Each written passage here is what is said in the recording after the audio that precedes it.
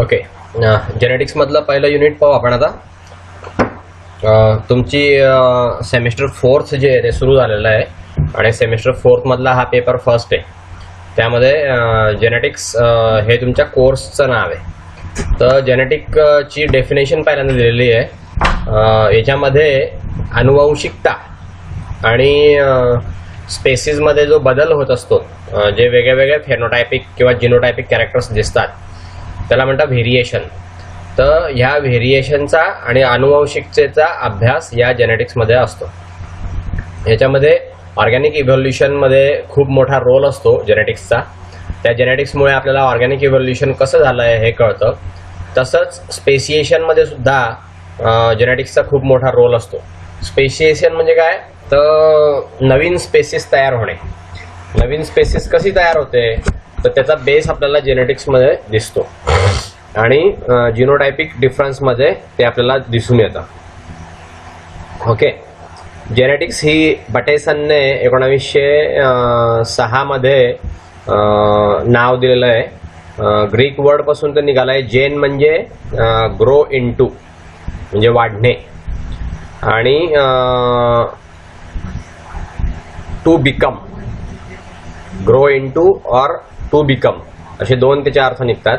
म्हणून जेनेटिक्स याचा अर्थ असा होतो की it is a science of existence. Existence म्हणजे असणे. ओके, आपण कसे आहोत तर हे जेनेटिक्समधून आपल्याला कळतं. फिजिओलॉजी आपण जर बघितली, हेरिडिटी आणि व्हेरिएशनची जर फिजिओलॉजी बघितली तर आपल्याला आपण कसे आहोत किंवा आपण कसे निर्माण झालो हे आपल्याला कळतं जेनेटिक्समधनं. ओके, आता सायन्स ऑफ हेरिडिटी आणि जेनेटिक्स हे दोन कॉन्ट्राडिक्टरी ॲस्पेक्ट आहे. निसर्गाचे एकमेकाला विरोधाभास त्यांचा. कस काय, अनुवांशिकता एक गोष्ट असते आणि व्हेरिएशन दुसरी गोष्ट असते.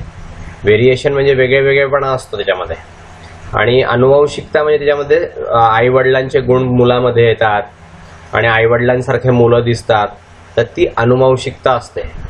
म्हणून हे एकमेकांमध्ये यांचा विरोधाभास आहे. हेरिडिटी आणि व्हेरिएशन यांचा एकमेकांशी विरोधाभास आहे. तर एका जनरेशनमधून म्हणजे एका पिढीमधून दुसऱ्या पिढीमध्ये त्यांचे गुणधर्म पास होणे, सेक्शुअल रिप्रोडक्शनने किंवा असेक्शुअल रिप्रोडक्शनने ते गुणधर्म पास होणे याला म्हणतात इनहेरिटन्स किंवा हेरिडिटी. यालाच मराठीमध्ये म्हणतात अनुवांशिकता. अनुवांशिकता म्हणजे काय, तर एका पिढीतून दुसऱ्या पिढीमध्ये ते गुणधर्म पास होणे. म्हणजे आई वडील जर उंच असले तर पोरं पण उंच असतात, आई वडील बुटके असले तर पोरं पण बुटके असतात. ते पोरही जर बुटके असले, त्यांनी बुटक्याच लोकांशी लग्न केलं तर नातू अजून बुटके होता. तर ते दॅट इज अनुवांशिकता म्हणजे हेरिडिटी. तर ही जी हेरिडिटी आहे ही इंडिव्हिज्युअलमध्ये जी सिमिलरिटी असते त्या सिमिलरिटीला म्हणतात की हा अनुवांशिक गुणधर्म आहे. म्हणजे आपल्याला वडिलांकडून मिळालेला आहे, आईकडून मिळालेला आहे. तर ऑफस्प्रिंग आणि पेरेंट यांच्यामध्ये जी सिमिलॅरिटी असते त्याला म्हणता अनुवांशिकता. म्हणजे मुलांमध्ये आणि आईवडिलांमध्ये जी सिमिलॅरिटी असते त्याला म्हणता अनुवांशिकता. तर हे याला कारण आहे, ब्रदर्स आणि सिस्टर्स हे एकाच पेरेंट्सपासून निर्माण झालेले असल्यामुळे, एकाच पेरेंट्सपासून तयार झालेले जे ब्रदर्स आणि सिस्टर्स असतात म्हणजे बहीण भाऊ जे असतात ते एकमेकांमध्ये त्यांच्यामध्ये साम्य असतं आणि त्यांच्या पेरेंटमध्ये पण त्यांचं साम्य असतं. आता व्हेरिएशन हा एक वेगळा गुणधर्म असा आहे, तर दोन इंडिव्हिज्युअलमध्ये जो फरक दिसतो त्याला आपण म्हणतो व्हेरिएशन. ओके, पेरेंट्स आणि ऑफस्प्रिंग मध्ये जो फरक असतो तो फरक आपण व्हेरिएशनने स्टडी करतो.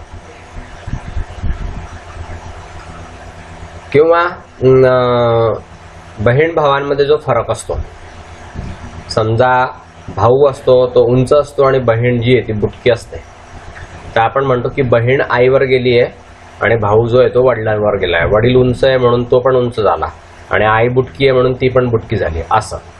तर that is called as variation.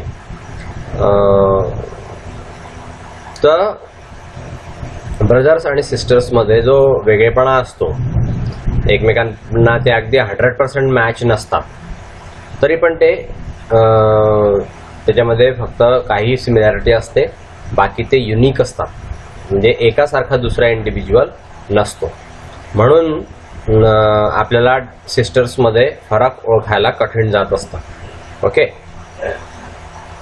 Even identical ट्विन्समध्ये सुद्धा आपल्याला बराचसा फरक दिसतो. आयडेंटिकल ट्विन्स म्हणजे काय, तर जुळे मुलं. तर त्या जुळ्या मुलांमध्ये सुद्धा आपल्याला फरक दिसतो. त्यांचे पेरेंट्स वेगळे असतात आणि क्लोज फ्रेंड्स जे आहेत ते वेगळे असतात. नाव जे जेनेटिक्सचा अभ्यास करणारे लोक आहे, सायंटिस्ट लोक, त्यांना जेनेटिसिस्ट असं म्हणतात. तर ते ह्या जीन्सचा आस्पेक्ट जो आहे तो स्टडी करत असतात. तर हा जो स्टडी आहे तर जीनचा ट्रान्समिशनचा जो मोड असतो एका जनरेशनमधून एका पिढीमधून दुसऱ्या पिढीमध्ये, तर त्याला म्हणतात ट्रान्समिशन ऑफ जेनेटिक्स. हा जो स्टडी आहे स्ट्रक्चर आणि फंक्शन ऑफ द जीनच्या स्ट्रक्चरचा आणि फंक्शनचा स्टडी करणे, याला मॉलिक्युलर बायोलॉजी ही कारणीभूत असते. ओके. आणि बिहेवियर ऑफ जीन, पॉप्युलेशनमध्ये जीन कसं बिहेवियर करतं किंवा जीनचं एक्सप्रेशन कसं असतं, याला म्हणतात population genetics. Okay. Molecular biology म्हणजे जीनचा स्ट्रक्चर आणि फंक्शनचा अभ्यास करणे आणि पॉप्युलेशन जेनेटिक्स म्हणजे जीनच्या बिहेवियरचा अभ्यास करणे, म्हणजे ते जीन एक्सप्रेस कसं होतं हे आपल्याला त्यातून कळतं.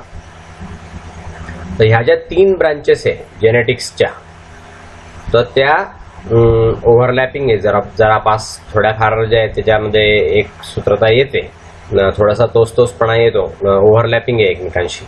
तर जीन्स कसे ॲक्ट करतात, ते ट्रान्समिट कसे होतात जनरेशन टू जनरेशन, पिढ्यांपासून एक दुसऱ्या पिढीतून तिसऱ्या पिढीत कसे ट्रान्समिशन होतात, तर ही एक युनिफाईड बायोलॉजी आहे. प्रिव्हियसली याला बायोलॉजिकल फिनॉमिना असं म्हणायचं.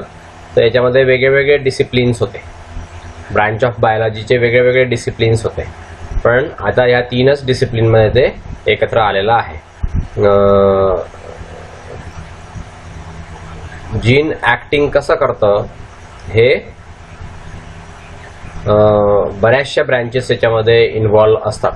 डेव्हलपमेंटल बायोलॉजी, सायटॉलॉजी, फिजिओलॉजी, मॉर्फॉलॉजी, एवढ्या सगळ्या ब्रांचेस त्या जीनच्या ॲक्टिंगवरती काम करत असतात किंवा तेवढ्या सगळ्या ब्रांचेसमध्ये त्याचा अभ्यास होतो.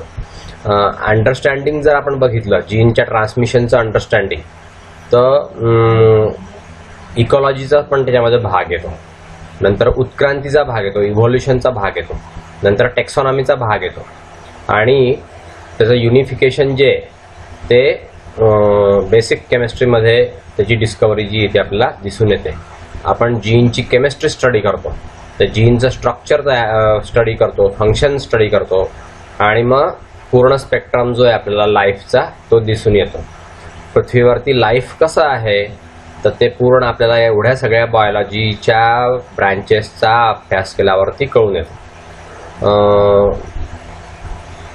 काही फार दिवसांपूर्वीची गोष्ट नाही आहे. बायोलॉजी जी आहे त्याच्यामध्ये बरेचसे कॅम्प्स म्हणजे वेगवेगळ्या भाग होते, ते एकमेकांशी कम्युनिकेशन करायचे. पण प्रत्येक बायोलॉजिस्ट आजकालच्या काळामध्ये थोड्याफार प्रमाणामध्ये त्याला जेनेटिक्स जे आहे ते येत असतंच किंवा त्याला जेनेटिक्सचा अभ्यास करावा लागतोच.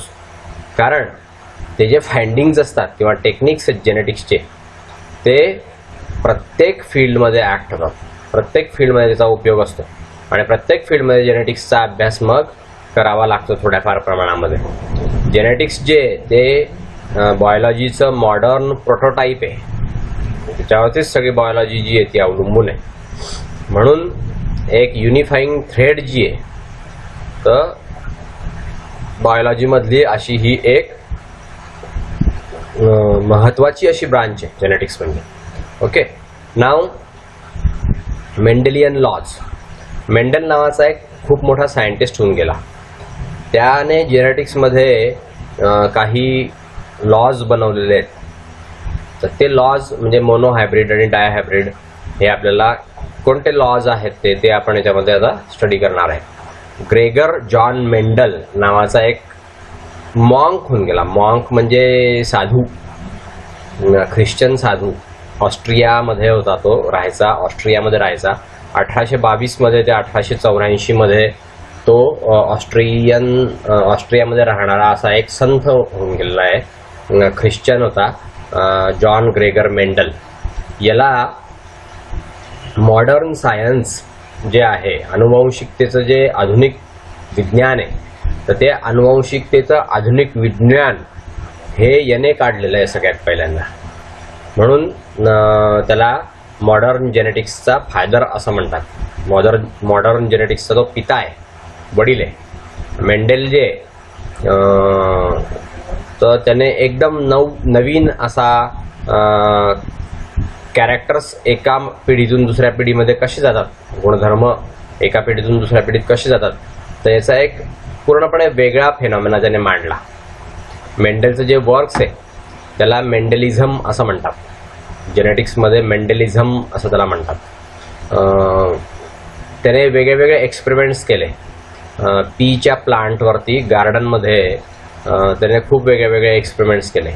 त्याचं जे वर्क आहे, त्याचं जे काम आहे, तर त्याच्यामध्ये अनुवंशिकता दिसून येते. 22 वेगळ्या वेगळ्या जाती त्याने गार्डन पीच्या अभ्यासल्या. गार्डनमध्ये ज्या गार्डन पीच्या 22 वेगळ्या वेगळ्या जाती त्याने अभ्यास केल्या आणि त्याचं वर्क जे त्याच्यामध्ये ते काम दिसून येतं. त्याचे पेपर जे आहेत ते 1866-1867 मध्ये नॅचरल हिस्ट्री सोसायटी इन ब्रून च्या प्रोसिडिंगमध्ये पब्लिश झालेले आहेत. ग्रेगर मेंडल जो आहे तर पी प्लांटवरती त्याच्या कामामुळे खूप मोठा प्रसिद्ध झाला आणि त्याने फंडामेंटल लॉज लिहून ठेवले. अनुवंशिकतेचे ते अतिशय फंडामेंटल लॉज आहेत. जीन्स जे आहेत ते पेअरमध्ये असतात हे त्याने दाखवून दिलं आणि ते डिस्टिंक्ट युनिट आहेत, अनुवंशिकतेचे डिस्टिंक्ट युनिट आहे हे पण त्याने दाखवून दिलं. प्रत्येक पेरेंटमध्ये हे जीन असतात आणि त्या पेरेंटमधून ऑफस्प्रिंगमध्ये अनुवंशिकतेचे गुणधर्म ट्रान्समिट करत असतात असं मेंडेलने दाखवून दिलं. मेंडेलने पेरेंटल जीनचं सेग्रिगेशनचा पण अभ्यास केला. त्यांचा ॲपिअरन्सचा अभ्यास केला ऑफस्प्रिंगमध्ये, म्हणजे पिढ्यांमध्ये, पुढच्या पिढीमध्ये. त्याला डॉमिनंट आणि रेसेसिव्ह ट्रेट्स याचा पण अभ्यास त्यामध्ये तो करत होता. डॉमिनंट म्हणजे मुख्यत्वाने दिसणारे आणि रेसेसिव्ह म्हणजे थोडं कमी महत्त्वाचे असं आपण म्हणू शकतो. ही त्याने मेंडेलने मॅथमॅटिकल पॅटर्न्स जो आहे त्याचा अभ्यास केला इनहेरिटन्सचा. एका जनरेशनपासून तर दुसऱ्या जनरेशनमध्ये त्याने तो अभ्यास केला मॅथमॅटिकल पॅटर्न्सचा. आता मेंडेलचं सिलेक्शन जे आहे एक्सपेरिमेंटल प्लांटचं, त्याच्यावरून आपल्याला असं दिसून येतं की त्याने हायब्रिडायझेशनचे एक्सपेरिमेंट केले. कॅरेक्टर्सचा गुणधर्म अभ्यास करण्यासाठी, अनुवंशिकता अभ्यास करण्यासाठी त्याने हायब्रिडायझेशन केलं 1857 मध्ये. त्याचा कॉन्सेप्ट एकदम क्लिअर होता. नवीन डेफिनाईट फिक्स्ड व्हरायटी त्याने निर्माण केली. स्पेसिसच्या स्पेसिसमध्ये त्याने एकमेकांशी संबंध घडवून आणला आणि क्रॉसिंग करून त्याने वेगळ्या वेगळ्या जाती निर्माण केल्या. हे जे एक्सपेरिमेंटल प्लांट्स आहे त्याच्यामध्ये डिफरन्शिएटिंग कॅरेक्टर्स दिसून येतात, त्याला म्हणतात व्हेरिएशन. आणि हे जे हायब्रिड्स आहे या प्लांटमधले, हे जे हायब्रिड्स आहे त्याच्यामध्ये फ्लॉवरिंग पिरियडमध्ये त्याने त्या फुलांना झाकून ठेवलं आणि बाहेरचे पोलन ग्रेन्स त्या फुलांवरती पडू नये अशी काळजी घेतली आणि मग त्याने असं प्रोटेक्शन करून त्याला जे पाहिजे तेच पोलन ग्रेन त्याने त्या फ्लॉवर्सवरती टाकले. त्यामुळे त्याचं हायब्रिडायझेशन जे आहे ते सिलेक्टिव्ह झालं. एक्सपेरिमेंटल प्लांटमध्ये त्याचं हायब्रिडायझेशन जे आहे ते सिलेक्टिव्ह झालं आणि ऑफस्प्रिंग जे आहे त्याच्यामध्ये त्यांच्या फर्टिलिटीमध्ये वेगळ्या वेगळ्या डिस्टिंक्ट असा फरक दिसून आला. सक्सेसिव्ह जनरेशनमध्ये असा डिस्टिंक्ट फरक दिसून आला. फॅमिली लेग्युमिनोसीच्या प्लांटवरती त्याने अभ्यास केलेला आहे. पी, बीन ह्या प्लांटवर त्याने अभ्यास केलेला आहे. हे सुटेबल मटेरियल आहे हायब्रिडायझेशनसाठी, कारण हे प्लांट जे आहेत ते कल्चर करण्यासाठी एकदम सोपे असतात. ओपन ग्राउंडमध्ये किंवा कुंड्यांमध्ये इझिली आपल्याला लावता येऊ शकतात. हे प्लांट जे आहे ते शॉर्ट असतात, त्यांचं लाईफ सायकल जे आहे ते पण एकदम शॉर्ट असतं.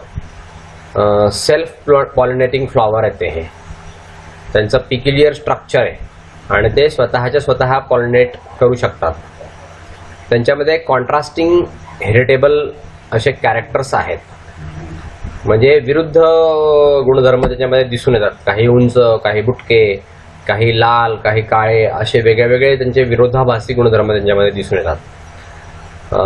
त्याच्यामध्ये फर्टाईल हायब्रिड्स जे आहेत ते आपण दिसून येतात आणि आर्टिफिशियल क्रॉस आपल्याला करता येऊ. तर पी प्लांट आणि बीन प्लांट जॉन ग्रेगर मेंडलने का बरं निवडले अभ्यासासाठी, तर त्याचे हे 5 गोष्टी आहे. त्याच्यामध्ये फर्टाईल हायब्रिड्स पण तयार होतात, आर्टिफिशियली क्रॉस पॉलिनेशन पण करता येतं, त्यांचं लाईफ सायकल छोटं आहे, लगेच वाढतात, कुंडीमध्ये लावता येतात किंवा ओपन ग्राउंडमध्ये पण लावता येतात, सेल्फ पॉलिनेटिंग फुलं आहेत, त्यांचं पिक्युलियर स्ट्रक्चर असतं, म्हणून त्याने हे प्लांट निवडले. मेंडेल जो आहे त्याने एडिबल पी घेतलं, पायसम सतायबम, आणि त्या एडिबल पी वरती प्रयोग केले. हे हायब्रिडायझेशनसाठी खूप बेस्ट मटेरियल होतं, कारण त्याची ॲबिलिटी जी आहे ती वेगळ्या प्रकारची होती. 34 स्पेसीज याच्यामध्ये आढळून येतात वेगळ्या. त्याच्यामध्ये बरेचसे वेगळे कॅरेक्टर्स आहेत. पहिलं हाईट ऑफ प्लांट, तर एक उंच एक बुटकं. दुसरं colour of flower, red colour आणि व्हाईट कलर. तिसरं शेप ऑफ द सीड, म्हणजे बीचा आकार, तर एक असतं राऊंड म्हणजे गोल आणि दुसरं रिंकल्ड. चौथं कलर ऑफ कॉटिलडॉन, म्हणजे येलो किंवा ग्रीन. नंतर पोझिशन ऑफ फ्लावर, ॲक्झिलरी असतं किंवा टर्मिनल असतं. नंतर न पिकलेल्या शेंगेचा कलर, तर तो लाईट ते डार्क ग्रीन असतो किंवा येलो असतो. नंतर शेंगेचा शेप, फुगलेली किंवा कॉन्ट्रॅक्ट झालेली, चपटी. तर असे 7 वेगळे कॅरेक्टर्स त्याने त्या झाडामध्ये अभ्यास केला. आता मेंडेलची प्रोसिजर काय होती, तर एक्झॅक्ट रिझल्ट जर आपण बघितला ब्रीडिंग एक्सपेरिमेंटचा, तर मेंडेलने प्युअर व्हरायटी वापरली, पी प्लांटची प्युअर व्हरायटी वापरली सिंगल कॅरेक्टरसाठी. नंतर सेल्फ फर्टिलायझेशन टेक्निक त्याने घेतलं आणि प्युअर कॅरेक्टर जे टॉलनेससाठी सेल्फ फर्टिलायझेशन केलं. आणि टॉल असे उंच असे पी प्लांट ज्याचे बरेचसे जनरेशन्स त्याने घेतले. जोपर्यंत नवीन पिढीतले जे प्लांट आहेत ते फक्त उंच प्लांट तयार करत नाही, तोपर्यंत त्याने अनेक पिढ्या घेतल्या. अशा रीतीने त्याला जेनेटिकली प्युअर व्हरायटी मिळाली. ड्वार्फ पी प्लांटसाठी जेनेटिकली प्युअर व्हरायटी मेंडेलने अशा रीतीने मिळवली. मग मेंडेलने क्रॉस पॉलिनेशन केलं, 2 व्हरायटीचं क्रॉस पॉलिनेशन केलं पी प्लांट्स. तर त्याच्यामध्ये कॉन्ट्रास्टिंग कॅरेक्टर होते. एक पूर्ण उंच प्लांट होतं आणि दुसरं पूर्णपणे बुटकं प्लांट होतं पीचं. जेव्हा त्याने मग ऑब्झर्वेशन्स घेतले पुढच्या पिढीमध्ये, F1 जनरेशनमध्ये ज्यावेळेस त्याने ऑब्झर्वेशन घेतले, तर त्याला असं दिसून आलं, F1 आणि F2 दोन्ही जनरेशनमध्ये त्याने ऑब्झर्वेशन घेतले, तर त्याच्यामध्ये त्याला टॉल आणि ड्वार्फ दोन्ही प्रकारचे प्लांट मिळाले सेकंड जनरेशनमध्ये. अशा रीतीने ड्वार्फनेसचे जे कॅरेक्टर्स आहेत ते पहिल्या पिढीमध्ये डिसॅपियर होते, पण ते दुसऱ्या पिढीमध्ये परत आले. आता बघा, होमोझायगस टॉल आणि होमोझायगस ड्वार्फ यांचा क्रॉस केलेला आहे, हे पेरेंट आहेत. तर TT आणि TT F1 जनरेशनमध्ये फक्त TT मिळाले, हेट्रोझायगस टॉल. ओके, आणि F1 बाय F1चा क्रॉस केला TT आणि TT, तर याच्यापासून F2 जनरेशनमध्ये त्याला मिळाले TT, हे TT, हे TT आणि TT. म्हणजे हे होमोझायगस टॉल, हेट्रोझायगस टॉल आणि ड्वार्फ. आणि F3 जनरेशनमध्ये मग असे जनरेशन्स त्याला मिळाले. तर टॉल आणि ड्वार्फ असे दोन्ही प्लांट ज्यावेळेस त्याने एकत्र केले सेकंड जनरेशनमध्ये, तर तिथे 3:1 म्हणजे 3 टॉल आणि 1 ड्वार्फ असे त्याला प्लांट मिळाले. अशा रीतीने सेल्फ पॉलिनेशन घडवून आणल्यावरती जी बुटकी ऑफस्प्रिंग होती सेकंड जनरेशनमध्ये, तिच्यापासून फक्त ड्वार्फ प्लांट्स आले थर्ड जनरेशनमध्ये. पण जेव्हा सेल्फ पॉलिनेशन घडवून आणलं टॉल प्लांटचं सेकंड जनरेशनचं, तर त्याला 1/3 टॉल प्लांट मिळाले, होमोझायगस टॉल प्लांट ते होते. आणि थर्ड जनरेशनमध्ये मात्र 2/3 टॉल प्लांट हे हेट्रोझायगस टॉल पासून आले आणि ड्वार्फ प्लांट पासून आले. अशा रीतीने 3:1 हा रेशो झाला. नाव